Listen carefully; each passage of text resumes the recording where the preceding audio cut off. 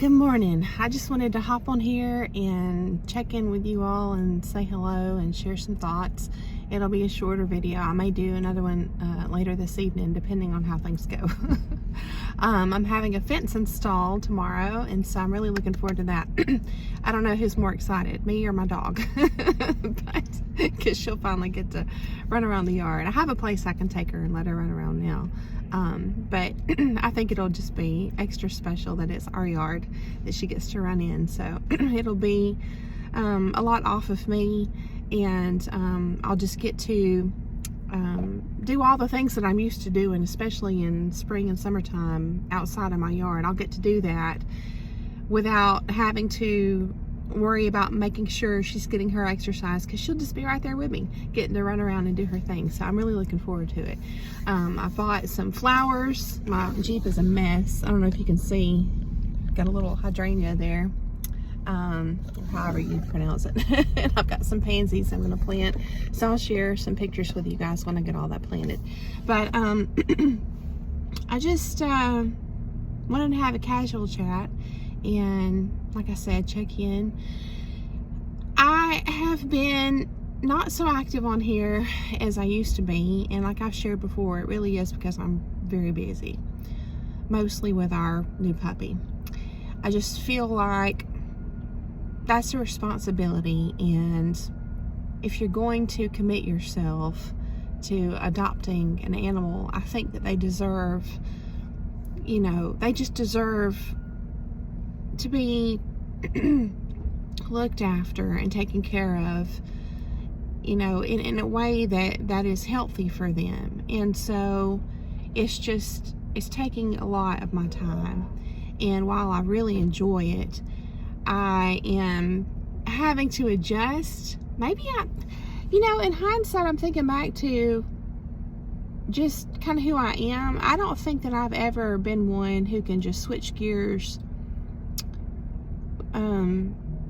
with ease. It's like I can, but having to readjust your whole schedule for anything new, that's a challenge for me, and trying to make sure that everything else doesn't fall to the wayside. So it's just that's what I have going on. But the other thing is, when I do have a minute here and there to sit down and I'm thinking I could make a video, a lot of times I don't feel like I really have anything worthwhile to share.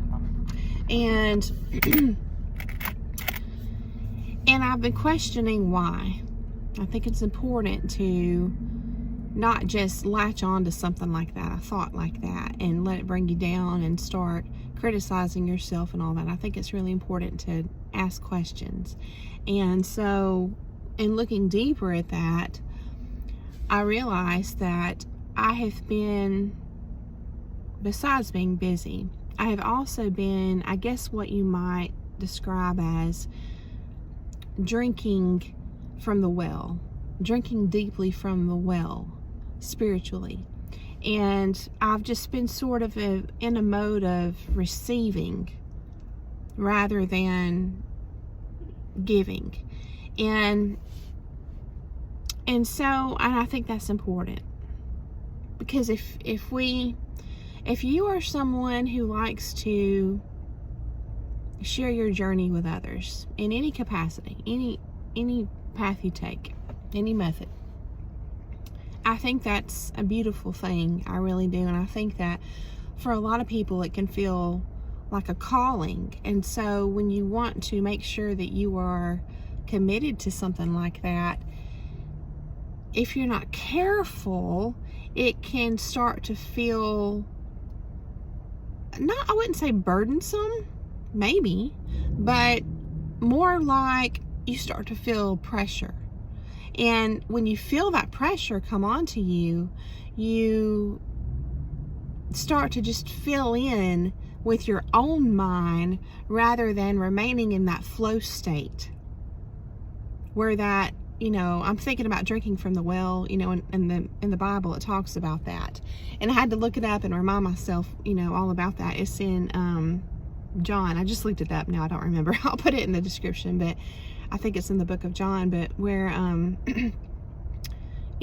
there's someone that is speaking to Jesus, and they're basically saying, where can I go? I'm thirsty.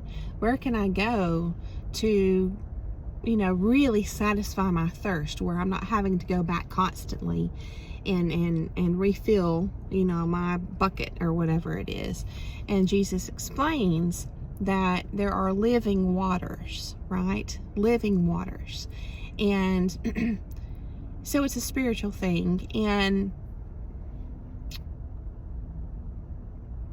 I think that when we can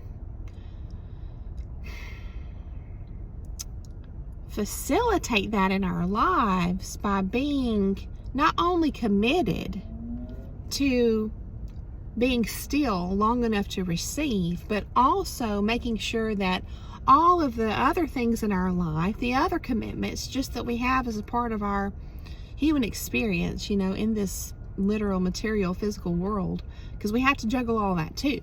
And so we have to organize all of our commitments in such a way that we're still able to be still and consciously receive what we need to receive from above, from the heavens, right? And so it's just been a little bit of a challenge for me to rebalance everything in my life, essentially, is what I'm trying to say.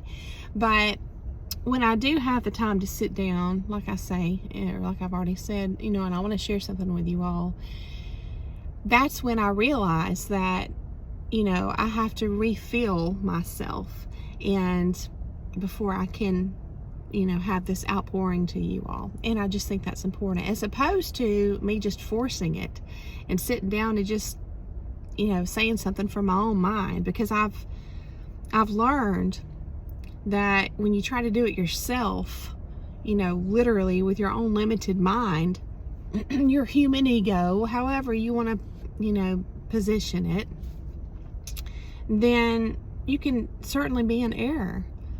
And so I just don't want to do that. I don't want to go that route.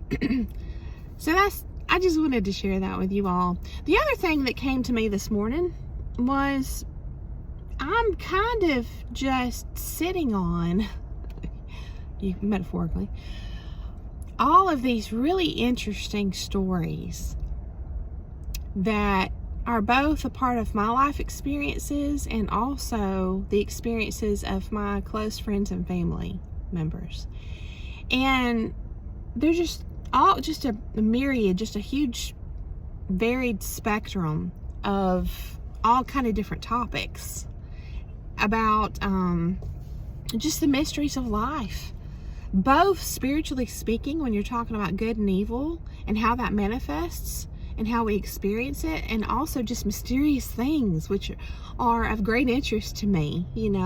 A lot of the type of subjects or topics that people, you kind of have a divide here. You have people that are curious and they understand that we don't know everything, and there are great mysteries to this human experience. And then there's people who just, if it's not, written down and a part of just our modern academic world, and it's just, verified and checked or whatever, then they're just going to totally dismiss it and say it's just a conspiracy. So there's kind of a divide there. But when a person experiences something that's mysterious with their own eyes, yeah, there could be a logical explanation, sure. But if that has all been investigated and nothing has been determined, then it's just kind of interesting, isn't it? It just makes you think. It's like a door to more questions. And so in that manner, those kind of topics are of great interest to me. And I have a few experiences like that myself, and also my friends and family members. And I'm just thinking, I think it would be really neat if people talked about that kind of stuff more, and so I'm just like I said, I'm just sitting on a lot of really interesting stories, people's firsthand stories, and I'm debating on sharing those. I would have to check with, these people and ask how they would feel about that. So it's just something I'm rolling around and thinking about. But I hope you're doing well, and I hope that you are taking the time to drink deeply from the well and of living waters, and that you are consciously trying to balance your life, as am I, to make sure that you have that time to be still, to receive, you know. And so thanks so much for listening to the very short message today. I hope that it got the wheels turning for you. I hope it was interesting, and I'll be back very soon with a longer message. So I hope you have a beautiful day, and I'll see you again very soon.